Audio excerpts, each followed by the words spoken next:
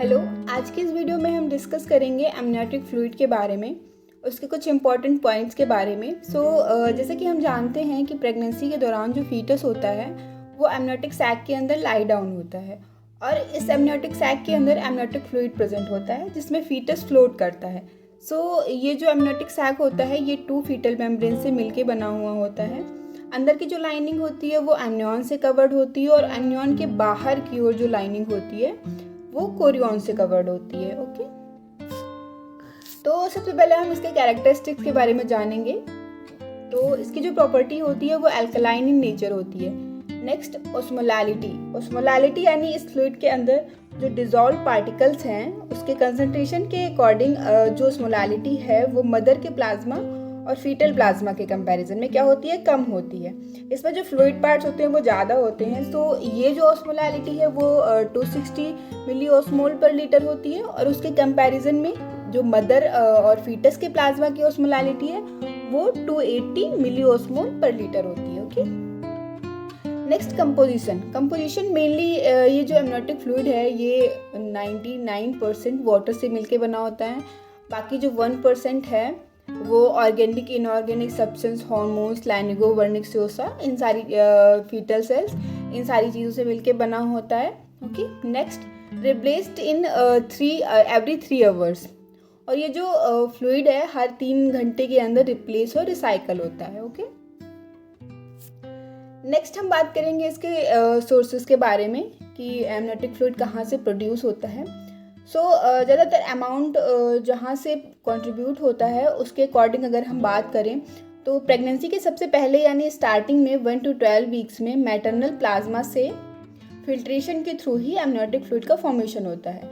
Maternal plasma से filtration के through amniotic fluid का फॉर्मेशन होता है, यानी जो मैटरनल प्लाज्मा होता है वहीं से ही फ्लूइड फिल्टर आउट होता है और फीटल मेम्ब्रेन के थ्रू वहाँ से ट्रांसफ़र होता है और कैविटी के अंदर एंटर करता है और फ्लूइड पार्ट बनाता है। ओके, नेक्स्ट है 12 to 20 वीक्स। 12 to 20 वीक्स में प्रेगनेंसी के 12 to 20 वीक्स में जो मेजर कंट्रीब्यूटर होता है वो फीटल स्किन होती है। ट्रांसड्यूशन अक्रॉस द फीटल स्किन, क्योंकि फीटल वेसल्स भी क्या होती हैं, इजीली प्लाज्मा को फिल्टर आउट करती हैं। ओके, जो कि प्लाज्मा के सरफेस से होते हुए एमनियोटिक कैविटी के अंदर इंटर करती हैं। स्किन के थ्रू इसलिए हो रहा है क्योंकि यहाँ पे फीटल स्किन कैरेटनाइज नहीं हुई है, क्योंकि जो कैरेटनाइजेशन होता है वो 22 से लेके 25 वीक के अंदर होता है और उसके पहले तक यूजुअली फीटस के स्किन के थ्रू भी fluid part easily amniotic fluid के अंदर फॉर्म होता है। ओके, बट जैसे ही स्किन कैरेटनाइज हो जाती है उसके बाद जो मेजर सोर्स होता है वो शिफ्ट हो जाता है और यूरिन प्रोडक्शन जो है वो फीटस का एक मेजर कंट्रीब्यूटर हो जाता है एमनियोटिक फ्लूइड वॉल्यूम के अंदर। मतलब जब कैरेटनाइजेशन हो जाता है उसके बाद जो उसका सोर्स है वो शिफ्ट हो जाता है, तो जो उसका सोर्स है वो यूरिन प्रोडक्शन हो जाता है, फीटस का एक मेजर कंट्रीब्यूटर हो जाता है एमनियोटिक फ्लूइड के अंदर।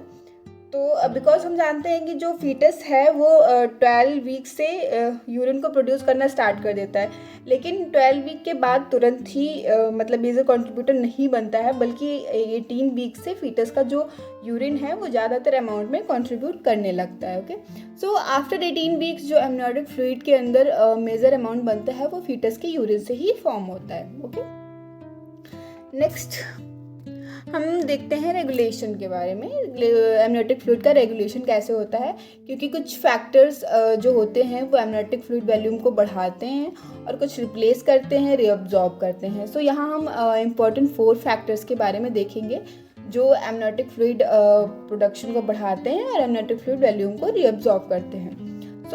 2 इम्पॉर्टेंट फैक्टर्स जो हैं वो नियर टर्म, जो कि फ्लूइड को कंट्रीब्यूट करने में हेल्प करते हैं, फ्लूइड वॉल्यूम को बढ़ाते हैं। First one is a fetal urine output, जो कि नियर टर्म 650 से लेके 1000 ml पर डे तक कंट्रीब्यूट करता है। ओके, नेक्स्ट है आपका फीटल लंग सिक्रेशन, ये भी 350 ml पर डे कंट्रीब्यूट करता है। ओके, नेक्स्ट, अगर इतने अमाउंट में कंट्रीब्यूशन के साथ कुछ अमाउंट जो है वो रिप्लेस और रिसाइकल होता है, रीअब्जॉर्ब करने के लिए मेनली जो फैक्टर रिस्पॉन्सिबल होते हैं, first one is the fetal swallowing. यानी कि जो फीटस भी एमनियोटिक फ्लूइड को सॉलो करता है, जबकि ये जो सॉलोइंग है ये 10 से 12 वीक्स ऑफ प्रेगनेंसी के अंदर ही स्टार्ट हो जाती है, लेकिन नियर टर्म तक पहुंचने के बाद इसका जो अमाउंट है वो 500 से 1000 ml तक मतलब हो जाता है डेली। इतना अमाउंट जो फीटस है वो सॉलो करता है। ओके, नेक्स्ट है आपका इंट्रामेम्ब्रेनस फ्लो। इंट्रामेम्ब्रेनस फ्लो, जैसे कि हमने पहले देखा कि जो एमनियोटिक फ्लूइड की ऑस्मोलैरिटी होती है तो कम होती है मदर और प्लाज्मा के कंपैरिजन में। तो जब ऑस्मोलैरिटी कम है यानी उसमें जो डिजॉल्व पार्टिकल्स कम हैं उसके कंपैरिजन में वाटर अमाउंट ज़्यादा है, तो क्या होता है कि एक्सेस अमाउंट ऑफ वाटर जो है तो वो फीटल मेम्ब्रेन के एमनियन एंड कोरियन उसके अक्रॉस ट्रांसफ़र होता है। ओके, और जो फीटल सर्कुलेशन में फीटल वेसल्स में एंटर करता है तो एमनियोटिक फ्लूइड के अंदर जो वाटर कंपोजिशन है वो मूव करता है, और ये भी 400 ml पर डे रीअब्जॉर्ब होता है near term.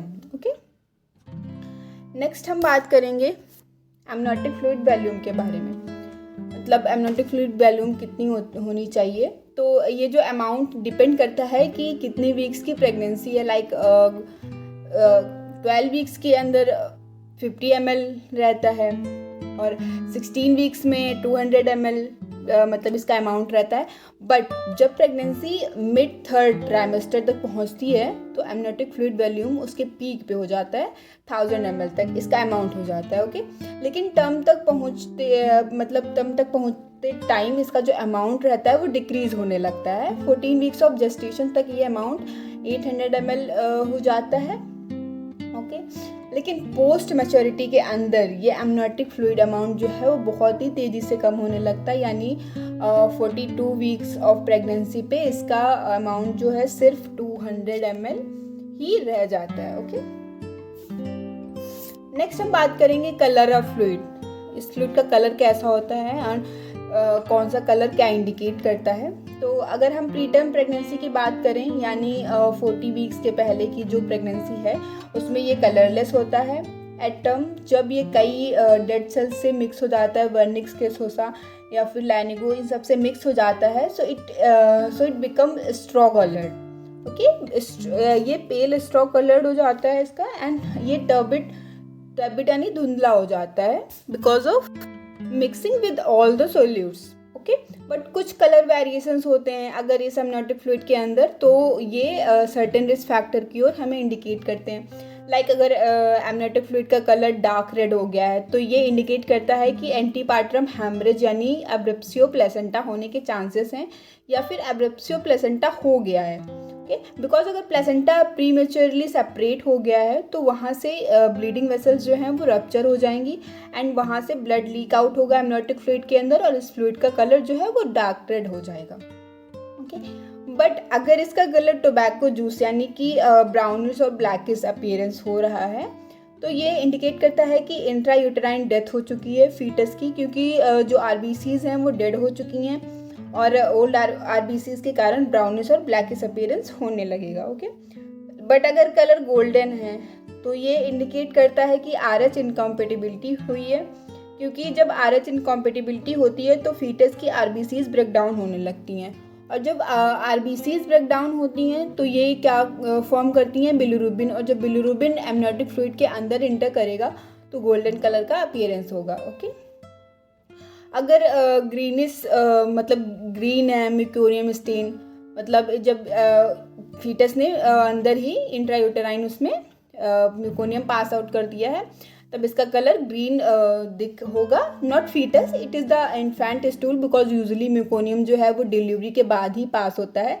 That is the first stool जो बेबी पास करता है। लेकिन अगर ये इंट्रायूटेराइन लाइफ के अंदर ही पास कर दे तो ये एमनियोटिक फ्लूइड को कलर ग्रीनिश कर देता है। कभी कभी म्यूकोनियम जब पास कर देता है बेबी फीटस तो वो सॉलो कर लेता है और जिसकी वजह से उसको रिस्पायरेटरी डिस्ट्रेस की प्रॉब्लम हो जाती है। ओके, नेक्स्ट है saffron, greenish yellow. Okay, post maturity को इंडिकेट करता है, यानी जो प्रेगनेंसी वो 42 वीक्स और उसके भी बियॉन्ड जा चुकी है। ओके, नेक्स्ट हम बात करेंगे उसके फंक्शंस की। कौन कौन से फंक्शंस होते हैं इसके। तो प्रेगनेंसी के टाइम से फ्लूइड फीटस को प्रोटेक्ट करके रखता है, कई शॉक ट्रॉमा से प्रिवेंट करता है। Okay, next maintain an even temperature, और ये कैविटी के अंदर टेम्परेचर को भी इक्वलाइज करता है, चाहे बाहर का वेदर कैसा भी हो। Okay, as well as pregnancy के दौरान जब तक ये मेम्ब्रेन इंटेक रहती है, इस किसी भी टाइप के इन्फेक्शन को यूट्राइन कैविटी में इंटर नहीं करने देता है, prevent infection that inter in the uterine cavity. और उसी के साथ ये फीटस को एक फिजिकल स्पेस प्रोवाइड करता है ताकि जो फीटस का ग्रोथ है वो हो सके, साइज इंक्रीज हो सके एंड इजिली मूव कर सके यूट्राइन कैविटी के अंदर। Okay, growth and free movement of the fetus, dilation of the cervix, and उसी के साथ ये साथ में लेबर के दौरान जो फ्लूइड पार्ट से ये जो प्रेशर एक्सर्ट होता है, ये भी सर्वाइकल डायलेटेशन में हेल्प करता है, जिससे लेबर प्रोग्रेस्ड होता है। ओके, नेक्स्ट हम बात करेंगे इसके मेजरमेंट की कि एमनियोटिक फ्लूइड को कैसे मेजर किया जाता है। ओके, सो एग्जैक्टली इसके मतलब इसका क्वांटिटेटिव मेथड कर पाना मुश्किल है, but there are the semi quantitative method जो अल्ट्रासोनोग्राफी के थ्रू पॉसिबल हो पाती है। सो इसमें 2 टेस्ट होते हैं जिसके थ्रू हम एमनियोटिक फ्लूइड के वैल्यूम को एस्टिमेट कर सकते हैं और ये अंदाज़ा लगा सकते हैं कि किस वीक में कितना फ्लूइड है और जो अप्रोप्रिएट है फीटस के लिए कि नहीं है। सो फर्स्ट टेस्ट जो है वो एमनियोटिक फ्लूइड इंडेक्स AFI। इस फ्लूइड इंडेक्स के अंदर अल्ट्रासोनोग्राफी के अंदर जो ट्रांसड्यूसर यूज़ किया जाता है उसे हम वुमेन के एब्डोमेन पे प्लेस करते हैं और वूल यूट्रस को 4 क्वाड्रेंट्स में डिवाइड कर लेते हैं और हर एक क्वाड्रेंट का जो वर्टिकल पॉकेट होता है उसको हम मेज़र करते हैं। फिर देन चारों क्वाड्रेंट की जो वैल्यू आती है उसे हम जोड़ लेते हैं और इसका जो नॉर्मल वैल्यू है वो होती है 5 to 25 सेंटीमीटर। ओके, इसमें क्या करते हैं, इसको हम पहले पूरे एब्डोमेन को 4 क्वाड्रेंट्स में डिवाइड करेंगे, फिर चारों की अलग अलग वैल्यू निकालेंगे, फिर उसके बाद हम उसको एक साथ जोड़ लेंगे। ओके, इसकी जो नॉर्मल वैल्यू होगी वो 5 to 25 सेंटीमीटर होगी। नेक्स्ट जो टेस्ट है SDP, single deepest pocket test.